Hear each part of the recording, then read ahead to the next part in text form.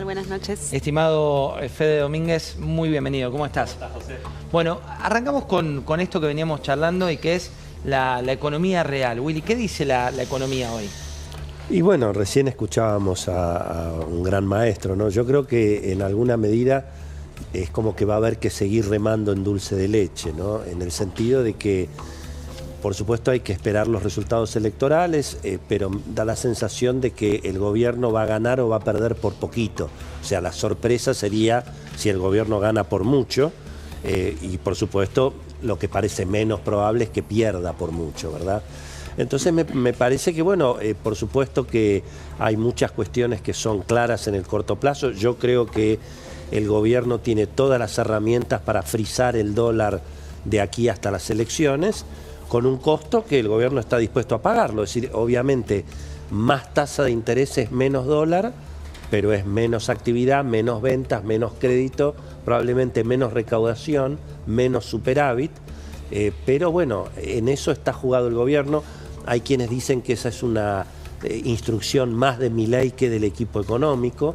Toda esta jugada, digamos, de desarmar las letras del Banco Central, lo que vino después, y ahora, cueste lo que cueste y caiga quien caiga, el dólar a 1.300. Creo que eso está bastante claro y el gobierno tiene los instrumentos para hacerlo. ¿Qué es lo que va a privilegiar el padrón electoral en las elecciones? Si la actividad o la inflación baja y el dólar quieto, nos falta mucho para saberlo, ¿no? Pero me parece que los mercados están, como dicen, priceando, poniéndole un precio a los activos argentinos, apostando un empate, más menos, que puede ganar el gobierno, pero por una diferencia acotada, y que las cosas, digamos, que va a haber que seguir remando en dulce de leche, porque además hay una agenda que viene ahora en materia económica, bueno, que requiere también mucha expertise. Ha sido exitoso el equipo económico en el manejo, si querés, fiscal. En el tema monetario ahora están en esta discusión. No se acumularon reservas, pero tampoco se hizo la reforma impositiva, la reforma previsional y la reforma laboral, y todo eso requiere mucho expertise político y bueno, y también un elenco técnico que se vaya sumando y digamos, hay mucho por ver después de las elecciones, me parece. Hablabas, Willy, del debate por el dólar, ¿no? Y hay un debate nacional también por la grieta. Veamos un poquito de Homo Argentum, cuando habla del canuto, el canuto del dólar. Como bien decía el doctor Pablo, puede ser Argentina, puede ser el lugar de Madison donde se filmó Los Puentes de Madison. Mirá. Lo que no hay que olvidar tampoco es el canuto de la caja de seguridad.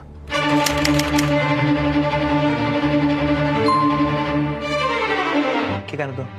Y los dólares, Luca. ¿Dólares? ¿Cuánto? Un palo. $1 millón hay. Pero discúlpame, ¿cuándo hiciste tanta guita? Un palo, te afanaste un banco, pa. No, hijo, son 50 años de trabajo, Luca. Yo no estaba ni enterada que habías hecho tanto. Es un montón. Que pongamos todos tus bienes a nuestro nombre. Bueno, me están matando. ¿Qué es esto? ¿Qué es lo que se convirtieron? ¿Se escucharon? Todo acá es modo grieta, todo tiene que ver con eso, pero cuando vemos qué les preocupa a los argentinos, ¿qué es lo que nos está preocupando hoy?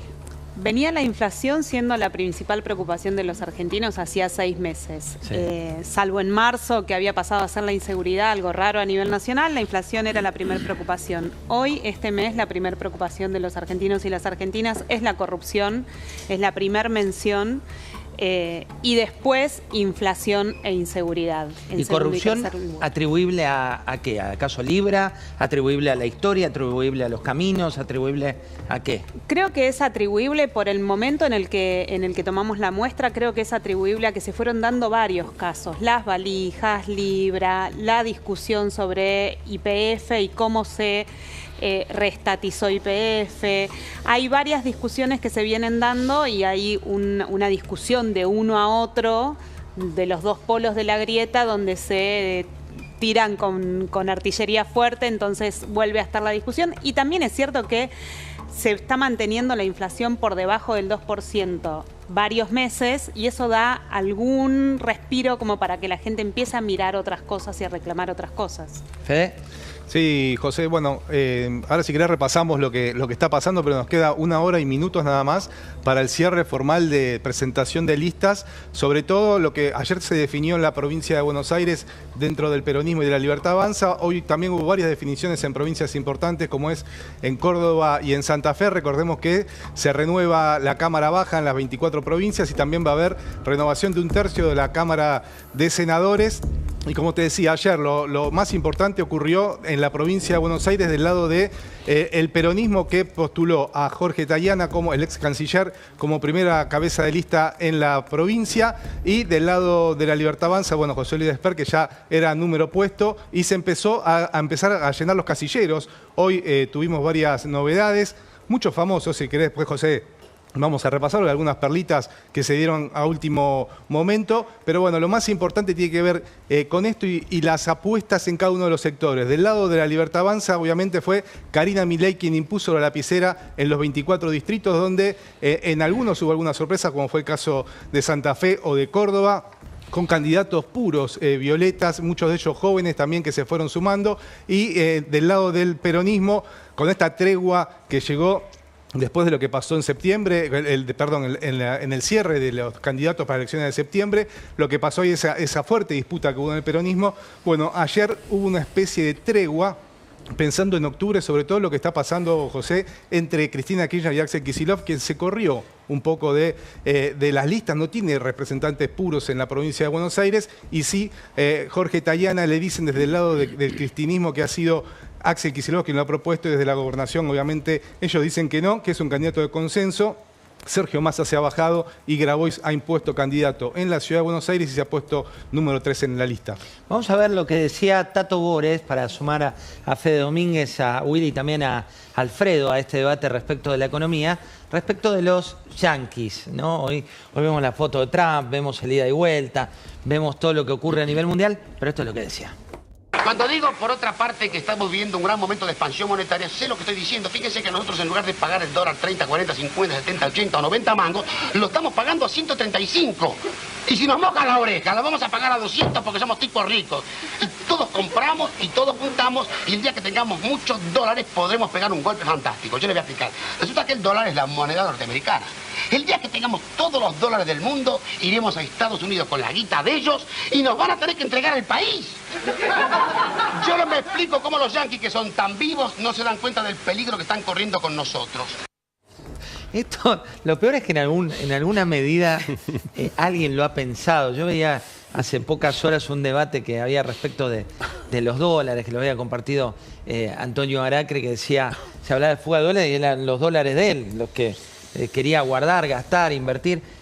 ¿Qué relación tenemos, Fede, con los dólares y cuál es el problema? Los argentinos tenemos una relación única con los dólares físicos, producto de que durante décadas se violó sistemáticamente los derechos de propiedad. Vos ves la historia argentina y tenés varias confiscaciones de depósitos bancarios, tenés confiscación de ahorros jubilatorios, tenés expropiación de empresas, tenés emisión monetaria descontrolada. Somos un país que básicamente no tuvo moneda durante décadas. Y eso llevó el ahorro en dólares físicos. Hay más de 200.000 millones de dólares en efectivo en el país, en más de 850.000 cajas de seguridad que se encuentran en bancos e instituciones financieras. Espera, te escucho decir eso y uno dice, hay que aclararlo una y otra vez, son de la gente, de personas, de individuos. Exacto. Porque alguno puede tener una idea genial. Sí, del sector privado. Registrados y fuera del sistema. Pero eso es una consecuencia de esa violación sistemática de los derechos de propiedad. Del miedo. Exactamente. Por eso es muy importante la estabilidad macro. Por eso es muy importante que este gobierno, desde el primer mes de gestión, haya alcanzado el superávit fiscal basado en reducción de gastos. Porque ese orden fiscal es el que te permitió llegar a un orden monetario. Y es el que te permitió que en julio, habiendo habido un ajuste del tipo de cambio del 13%, no haya habido traslado a precios. Vos tenés la inflación núcleo, que excluye factores estacionales y regulados, que bajó del 1,7 en junio al 1,5 en junio. Eso es muy importante porque estamos quebrando con una tendencia histórica de una transmisión a precios de cualquier movimiento del tipo de cambio que siempre es inmediata. ¿A qué le tenemos miedo con el dólar? Sí, te digo, el miedo es algo concreto de experiencia. Lo que decía recién Federico es correcto. La verdad, hasta ahora no hubo traspaso de esa escala del dólar a precios. El dato de julio fue positivo porque los alimentos que subieron fue algo más estacional. Pero te digo, no creo que es una batalla que esté completamente superada. Hay de mediciones que están viendo cómo vienen semana a semana alimentos y hay un cierto recalentamiento, lo que indicaría que puede haber cierto traspaso. No va a ser todo lo que aumentó el dólar por el tema del consumo, por el tema del superávit, por las razones que sea, pero te digo, cada vez que se mueve el dólar, eso se refleja un poquito en las góndolas y todavía no creo que sea una batalla que esté completamente saldada. Vamos a compartir con Willy también el semáforo de la economía, arrancando por el colorado, el rojo, que tiene que ver con la tasa de interés que se dispara, que tiene dos lecturas. Aquel que tiene, como diría Homo Argentum, un canuto, puede en pesos, lo pone en su plazo fijo que le está dando 44%. Pero aquel que tiene una pyme que necesita financiarse, ¿qué le pasa, Willy? Y bueno, ese es el que paga, por supuesto, la diferencia, ¿no? El crédito se restringe muchísimo, pero bueno, es una decisión de política económica, si querés, de emergencia, hasta pasar las elecciones, porque el gobierno supone que, digamos, en la presión que hay sobre el tipo de cambio, figura mucho el temor, digamos, político, que es una parte de la verdad. También es cierto que, bueno, no se acumularon reservas. Fíjate vos que las dos cosas que se decían aquí me parece que son ciertas. Gracias al ajuste fiscal y a que no se emite y todo lo que muy bien ha hecho el gobierno, y bueno, parte de la devaluación, o si querés, digamos, del ajuste en el precio del dólar, no se trasladó. La pregunta es entonces, ¿por qué, digamos, derrumbarlo a 1.300 con el costo que eso significa? Bueno, esa es la discusión que hay hoy. Te diría, la mayoría de los economistas en general pro mercado están advirtiendo que tal vez el gobierno está exagerando un poquito, pero muy bien, como decía de Pablo, viste, desde la platea es fácil, después tenés que estar ahí cuando los bancos no te renuevan la deuda, cuando te queda una fortuna, y bueno, ahí tenés que empezar a volantear y veremos en todo caso, como te digo, creo que hasta que pasen las elecciones los instrumentos para seguir peleándola el gobierno los tiene de sobra, ¿no? Carlos, tu especialidad es obviamente la salud. Después te vamos a preguntar en un ratito por el tema del fentanilo, pero ¿cómo estás viendo vos el país hoy? ¿Cuál es tu punto de vista cuando hablamos de economía, de la situación política y demás? Yo acá soy un poco kantiano. Aquí hay un imperativo categórico. Al gobierno le tiene que ir bien. Entonces, en función de ello estoy analizando todo lo demás, porque lo que yo veo en la situación social es tan degradante, tan bajo, tan complicado y tan problemático que si al gobierno no le va bien, te diría que vamos a enfrentar un país muy distinto del que estábamos acostumbrados. La gente está polarizada con bien o mal. Un poco el presidente habitualmente cuando da su racional dice blanco o negro, sin grises para lo que está atravesando el país. En términos de preferencias electorales, sí. La gran opción sigue siendo en todos los distritos La Libertad Avanza, alrededor del 40%, y después el resto de las fuerzas. En términos de cómo perciben la situación actual, esto que decía Carlos recién, solamente el 30% percibe la situación actual como positiva, y después, si les preguntamos cómo se ven dentro de un año, ahí ya el 44% cree que va a estar mejor. Eso entonces, se da mucho. Vos sabés que cuando preguntás en general cómo les fue este año, te dicen peor, sí. Pero hay un factor expectativa que bueno, también lo hemos vivido, ¿no? El factor expectativa. Ese factor expectativa sigue estando presente, hace 18 meses que está presente, hay paciencia, y cuando hay paciencia hay tiempo para poder seguir tomando medidas. También sucede con los hábitos de consumo, ¿no? 8 de cada 10 dicen que cambiaron los hábitos de consumo, que no consumen primeras marcas, que no consumen menos carne, pero todavía hay una paciencia, una esperanza respecto de una mejora de la situación futura. Bueno, ahí hay un punto para la luz amarilla, Alfredo, de la economía del país, que va por dónde. Sí, por la inflación, te digo que es un tema que el dato obviamente obviamente el dato de julio, si uno mira la película, es el gran asset, el gran activo que tiene el gobierno, es el tema de inflación, pero que las señales todavía no está completamente dominado. Te digo, cuando vos hablas un poco con los empresarios que te dicen, bueno, nuestros costos, estamos corriendo una inflación en 1,5 puntos, 1,9, que fue julio, por debajo del 2%, sí, pero te digo eso, vos no podés trasladar esa suba que te digo, vos un 1%, un 2% todos los meses se va acumulando y no la podés trasladar porque no te responde la demanda, con lo cual hay un tema de que se están recortando los márgenes de todas las empresas y es muy difícil de trasladar. Y lo que decía antes Willy, digamos, eso con una señal que te está dando la suba de tasas, mañana vas a tener otra de esas grandes pulseadas con la nueva licitación, eso va a impactar claramente en el nivel de actividad y va a impactar en el crédito, que es el gran motor hasta ahora del consumo, el crédito para bienes durables, para electrodomésticos, para autos, para motos, ahora se está encareciendo muchísimo más desde la semana pasada. Puede quedar mañana más convalidado y eso va a impactar en la demanda. ¿Se puede frenar la economía? Yo miro los números. Vos ves PBI primer trimestre, crecimiento del 5,8, con crecimiento del consumo del 11,6, con crecimiento de la inversión del 31,8. Miro el EMAE de mayo, yendo a los datos oficiales, creció más 5. Miro consultoras privadas. EMAE, actividad económica. Sí. Orlando Ferreres de junio te da más 7,8. Digamos, de estos indicadores positivos que hay que ver ahora cómo impacta la suba de tasas. Ahora, ¿qué pienso respecto a la suba de tasas? ¿Puede tener un impacto en la actividad? Sí, pero si es algo transitorio hasta las elecciones, el impacto debería ser bajo. Ahora, haber consolidado, avalado un exceso de pesos en un periodo electoral, después de que el Congreso intentó derribar el superávit fiscal, bueno, eso te hubiera generado una cuestión de posible efecto inflacionario. Entonces creo que el gobierno prefiere pagar un costo en mayores tasas de interés que puede tener algún impacto en la actividad, pero no consolidar un exceso de pesos que te pueda hacer retroceder en términos inflacionarios.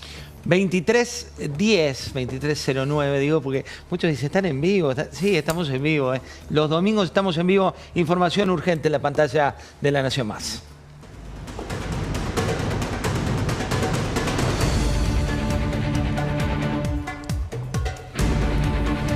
Noche caliente de cierre de listas, explota Twitter con lo que dicen unos y otros. Fede Águila, ¿qué es lo nuevo? Así es, José, estamos en vivo, 50 minutos para el cierre de listas. Esto tuiteó el PRO Buenos Aires con Cristian Ritondo, que fue el encargado del Partido Amarillo de negociar con la Libertad Avanza, donde quedó muy relegado el partido de Mauricio Macri, donde dice la fuerza que va a terminar con el kirchnerismo para siempre. Estos son los candidatos del PRO, ahí lo vemos a Diego Santilli, Florencia De Sensi, que van a participar, y Finocchiaro, que van a participar dentro de la lista de la Libertad Avanza. Recordemos, Mauricio Macri, uno de los grandes perdedores en esta apuesta que tuvo el PRO, tanto en la ciudad de Buenos Aires como en la provincia, donde por lo menos se busca con estos tres candidatos mantener las bancas del PRO, que obviamente va a quedar disminuido a lo que tenía hasta ahora, porque tiene que renovar muchas bancas en la provincia, en la ciudad de Buenos Aires y también en Córdoba y en Santa Fe, con lo cual los partidos, bueno, se empiezan a reacomodar y se ponen directamente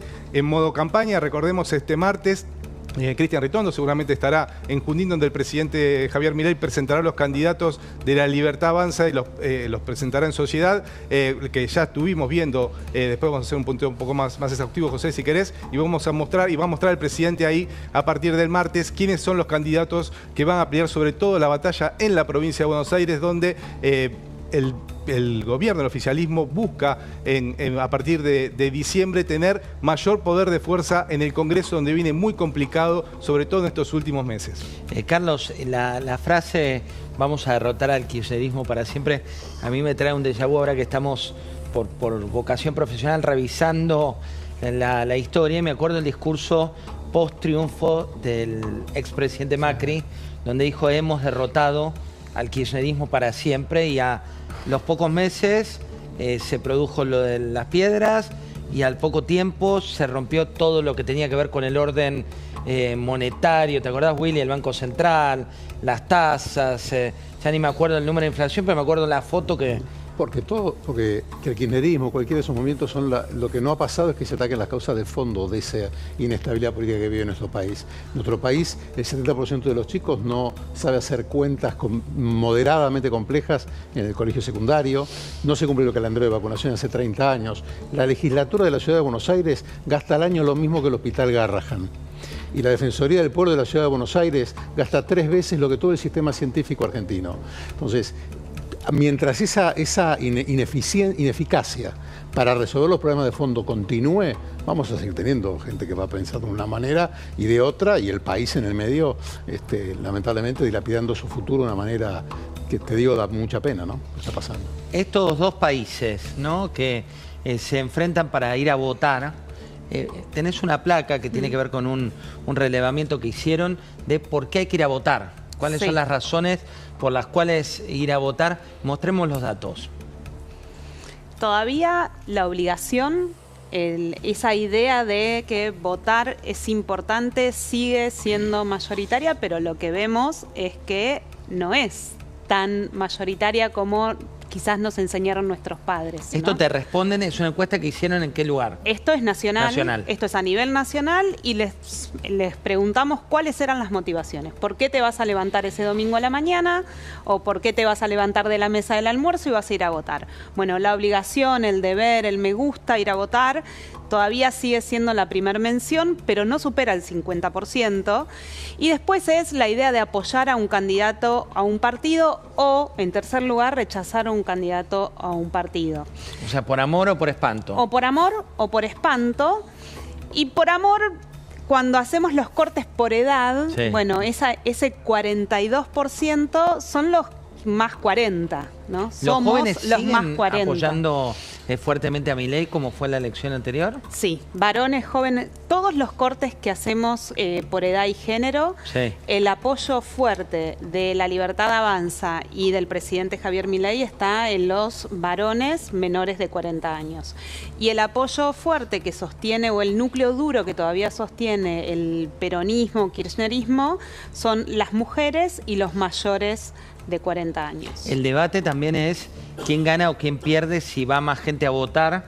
¿Eso lo tienen evaluado? ¿Y cómo impacta la boleta única de papel, José? ¿Se va a votar diferente? No sé si lo tienen medido a eso. Bueno, esas mediciones las estamos haciendo ahora porque en el medio lo que vamos a tener es que el 7 de septiembre el padrón más grande de la República Argentina va a ir a votar con boleta partidaria y unas semanas después van a ir a votar con boleta única. Entonces ahí va a haber confusión. De hecho, se van a solapar durante un par de semanas ambas campañas electorales, la campaña a la provincia y la campaña a la nación. Entonces es probable que eso confunda al electorado de la provincia de Buenos Aires sobre a quién van a buscar en el cuarto oscuro. Dame de Homo Argentum arbolito, arbolito para traerle a Willy un toque del arbolito y ver también esta otra realidad. Cambio. Soy José, arbolito. Eu tengo el mejor cambio da cidade. Trabajo acá en la peatonal Florida. ¿De qué cidade son? São Paulo. Importante cidade. Você conhece São Paulo? No, no conozco. Pelé es el mejor jugador del mundo. Porque Maradona es un gran jugador. Un gol con la mano es trampa. Como argentino no puedo permitirlo eso. ¿Te sorprende, Willy, que la grieta atraviesa a mí? Yo veo esto y no lo veo ni kirchnerista, ni meleísta, ni macrista, ni... Bueno, no, pero en la Argentina eso está presente en todo. En todo, en los programas de la tarde, en los programas de la noche, en los programas de la mañana. Así que no me sorprende para nada. Y creo que hay, de alguna manera, yo no he visto la película, vi algunos cortes, y hay como una mirada, si querés, entretenida sobre parte de la argentinidad, digamos, cierta parte de la cultura progre, hay alguna ironía en ese sentido, una mirada más crítica incluso sobre los argentinos en general, así que sí, yo creo que hay, digamos, algún sector se pudo haber visto. Pasa que la apoyó Milei. Milei lo apoyó abiertamente. Y encima, claro, como entonces Milei, ahí empezó. Exactamente, como Milei salió a apoyarlo. Y había un tema con dicen que es ¿no? buenísima. También. Dicen que realmente es buenísima, así que sí. Y muy somos nosotros. Tiene cosas del somos nosotros, del que tanto hemos hablado hace tantos años y también en este canal, ¿no? Somos Así que nosotros sí. la marca de Willy por Sí, excelencia, claro. de radio, de tele, hasta un libro que es buenísimo, el libro que editaste hace cuántos años ya, Willy. Y ya tiene como 5 años. Tenemos que estar pensando ya en la edición número 2. Así que mandriles, todas estas palabras nuevas van a tener que estar en la edición 2, que saldrá dentro de poco. Muy bueno. Carlos, HLB Pharma, tenemos al dueño de HLB Pharma que habló con La Nación Más la semana pasada, Ariel García Furfaro, ¿no? ¿Cuál es tu análisis de esto? De la crisis de muertes por medicamentos con defectos de fabricación, esta creo que es la más grande que se ha registrado en la historia del mundo. Del mundo. Claro, porque se identificaron 100 muertos, probablemente haya 200. La segunda más grande fue en Haití, con polietilenglicol, mató 76 chicos. Así que esto es un caso, y esto es el corolario de 10 o 15 años de impunidad, de complicidades. Y acá el gran desafío de la justicia es dilucidar si acá no hay una mafia de los medicamentos. Porque las mafias de los medicamentos son un problema subintrante en nuestro país, recurrente. Vos lo habías denunciado en su momento. Claro, sí, porque es muy grave. Esto es entendamos la magnitud primero, además la magnitud del negocio que está en juego, ¿no? Estos son cientos de millones de dólares todos los años en medicamentos de baja calidad. Y nosotros detectamos acá, tuvimos la amarga noticia de muertes por contaminación. Pero no quiero ni pensar la cantidad de personas que han fallecido por medicamentos de baja calidad, con mala potencia, por este tipo de personajes que con plantas improvisadas y sin ningún tipo de control han operado durante tanto tiempo en nuestro país. Nosotros en el PAMI denunciamos muchísimas de estas situaciones. Bueno, ahora ojalá se vaya a fondo. Entendamos que esto también es una triste y amarga lección respecto del tema de la importancia de las regulaciones en salud. Todos los países desarrollados tienen un ANMAT centralizado y en la regulación de los medicamentos y de todo aquello que puede estar en contacto con la boca, como juguetes y demás, es centralizado. Con lo cual, acá tenemos, yo creo que hemos visto un organismo regulador indispensable que ha sido cooptado en su momento por la impunidad política, porque probablemente a este señor lo protegía alguien muy poderoso y el director de la ANMAT tenía que quedarse de brazos cruzados consintiendo con accionarios delictivos.